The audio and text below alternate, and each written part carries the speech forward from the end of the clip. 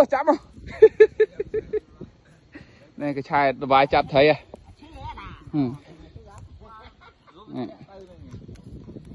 tới đây ởទៀតnó bắp thôi à ôi anh chuột này đây nè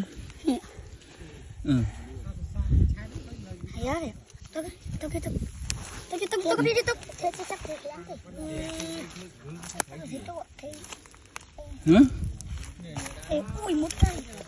nghe nhớ đi chưa thì kháng xâm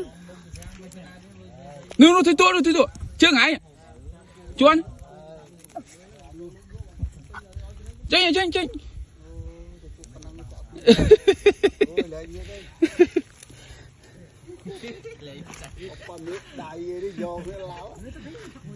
đó là cô ơi giờ